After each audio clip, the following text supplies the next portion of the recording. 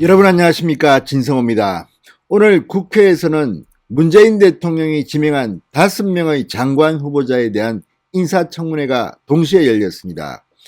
자, 문재인 대통령은 아마도 임기 말년의 마지막 장관이다, 이런 생각을 하고 이 캠코드 인사라기보다는 전문가 관료 집단에서 장관 후보자를 지명했습니다.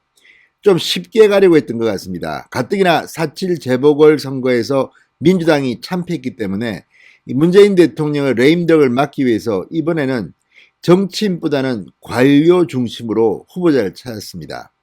그런데 오늘 인사청문회는 그야말로 미저러버렸습니다. 참혹했습니다. 장관 후보자들은 거듭대에서 사과하고 또 사과하고 또 사과했습니다.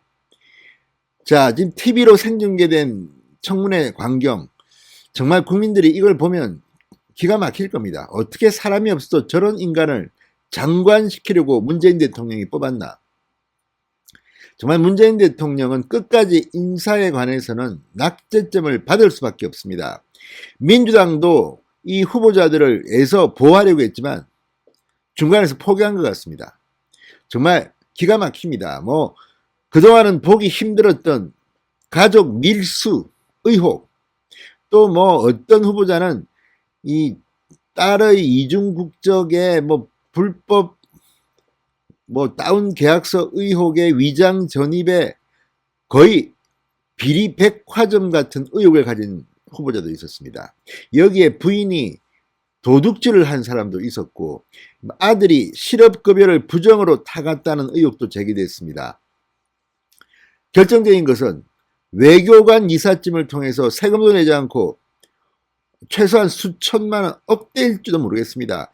고급 이 도자기, 식기 이런 걸 가져왔다가 카페에서 팔다가 적발돼서 지금 사과를 하고 난리가 났지만 이거를 어떻게 이야기하겠습니까? 집에서 쓰겠다고 샀다고 하지만, 아니, 그 많은 샹델리아 8개를 집에서 달았다는 게 말이 됩니까? 자, 아무튼 지금 이런 부도덕, 이런 난장판 후보들을 문재인 대통령은 지명한 것입니다. 자, 지금 민주당은 애서 방어하고 있지만 민심 여론을 보고 이 중 몇 명은 손절할 것 같습니다. 낙마할 것 같습니다. 몇 명이나 낙마할지 모르겠습니다. 만약 이들을 그대로 안고 간다면 문재인 대통령은 또 한 번 지지율이 폭락할 겁니다. 자, 이 재밌는 인사청문회를 왜 한꺼번에 했는지도 참 안타깝습니다. 야당이 좀 머리를 썼더라면 순차적으로 해서 국민들한테 좀 더 생생하게 이 장관 후보자들의 부도덕한 의혹들을 보여줬을 텐데, 아무튼 문재인 대통령이 사람 보는 눈은 정말 실망스럽습니다. 오늘 국회는 난리가 났습니다. 임기 말년이라서 쉽게 가려고 관료 위주로 인선을 했는데 스텝이 더 꼬인 것 같습니다. 진성호의 융단 폭격 시작합니다. 문재인 대통령을 융단 폭격합니다.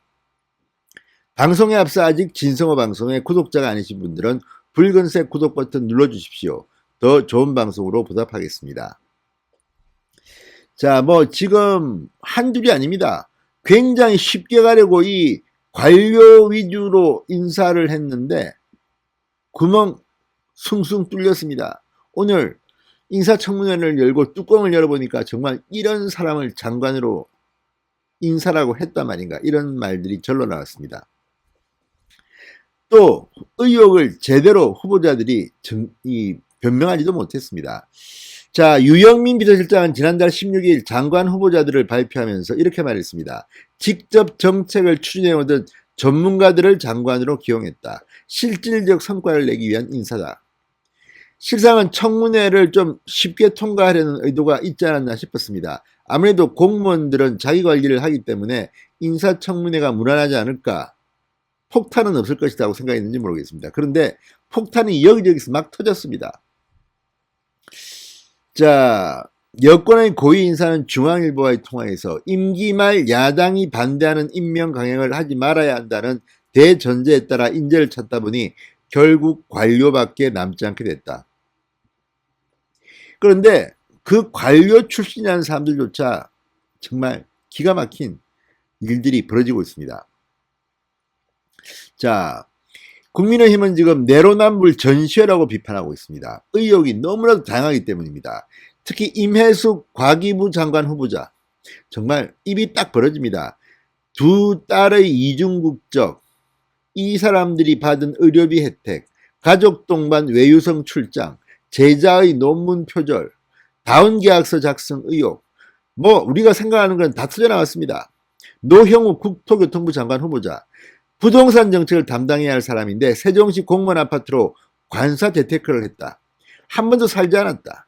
그런데 특혜를 봐서 수억 원을 챙겼다. 또 자녀의 위장 전입 시도, 차남의 실업급여 부정수급 의혹, 배우자가 절도로 벌금형을 받은 사실도 확인됐습니다. 박준영 해수부 장관 후보자, 배우자, 영국에서 도자기를 세관 신고도 없이 외교관 이삿짐으로 반입해 국내에서 팔았습니다. 문성욱 산자부 장관 후보자, 증여세 회피, 안경덕 고용부 장관 후보자, 사기업에서 명절 선물을 받았다는 의혹까지 받았습니다. 아무튼 뭐 이것 말고도 엄청나게 많습니다. 어떻게 이런 사람들을 뽑았는지 문재인 대통령은 정말 신기한 대통령입니다. 기가 막힙니다. 자, 무엇보다도 문재인 대통령은 원칙 같은 것들을 이미 발표하지 않았습니까? 문재인 정부의 인사검증 7원칙 이런 것들이 있었습니다. 그런데 어떻게 이렇게 하나같이 원칙을 개판으로 만들었습니까?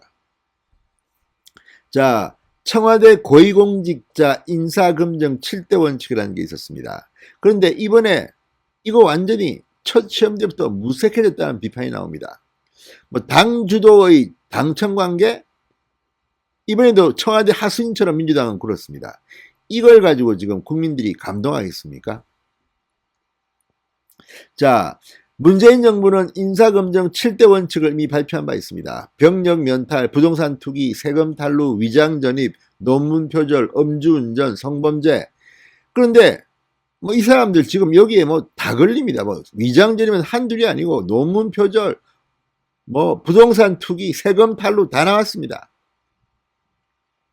자, 이 국토교통부 노 후보자, 세종시 아파트 특별공급 재테크 투기 위장 전입, 자, 임 후보자 논문 표절 위장 전입 다운계약서 세금 탈루, 자, 문 후보자 실거주하지 않는 아파트를 사고 팔아 7억 원 넘게 차익을 거뒀다는 투기 의혹, 박 후보자 7대 원칙에는 포함되지 않지만 배우자의 도자기 밀수 의혹. 아무튼 국토교통부 노형욱, 해양수산부 박준영, 과기부 임혜숙, 고용노동부 안경덕, 산자부 문성욱 후보자 모두 지금 여기저기 안 걸린 데가 없습니다. 도대체 문재인 대통령은 무슨 이게 청와대 인사 7대 검증 원칙을 왜 만들었습니까? 정말 민정 라인 김진국 수석부터 이거 다 이거 책임져야 되는 거 아닙니까? 이걸 이따위로 해놓고 인사검증을 했다고 주장할 수가 있습니까? 자, 민주당은 지금 이 위장 전입 사실관계가 명확한 사안에 대해서는 후보자에게 사과를 요구했지만 나머지 부분은 국민의힘이 반대를 위한 반대를 하고 있다고 막 맞받아치고 있습니다. 역시 청와대의 하순이라는 이런 비판을 받고 있습니다. 자, 그런데 그러면서도 뒤로는 민주당도 바짝 긴장하는 것으로 보입니다. 자, 일단 고하지만 결국 국민 여론입니다. 지금 언론 보도 완전히 뚜껑이 열렸습니다. 누가 봐도 이런 자를 어떻게 장관에 앉히겠는가, 이런 도덕성이 있는 사람을 어떻게 장관에 임명했는지 문재인 대통령은 아무 생각이 없이 그냥 밑에서 무슨 민원받고 합니까 지금? 자, 어쨌든 지금 문재인 대통령은 역대 대통령 중에서 가장 많이 요식행위 청문회를 했다는 비판을 받고 있습니다. 자, 야당의 반대도 임명을 강행하는 29번의 후보자들이 나왔습니다. 이번에 30번째 장관으로 나올 것으로 보입니다. 자, 민주당도 자질 시비가 불거지면서 향후 민심에 따라 방어망을 걷어낼 가능성도 제기되고 있습니다. 오늘 인사청문회 모습은 너무 처참했습니다. 이런 사람들이 장관을 한다면 국민들은 정말 문재인 너 미워 이런 생각을 하게 될 겁니다. 아무튼 오늘 문재인 대통령 국회에서 개망신을 당했습니다. 자폭했는지도 모르겠습니다. 어떻게 이런 사람들을 지금 장관 후보자라고 국민들 앞에 선을 보이고 있습니까?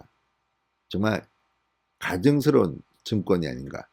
민주당은 뭐합니까? 민주당도 바뀐 걸 표시하려면 반대를 해야 됩니다. 이 사람만은 안 되겠다. 그런데 오늘 하는 걸 보니까 참 민주당 구제불능입니다. 진성호의 융단 폭격이었습니다. 여러분 감사합니다.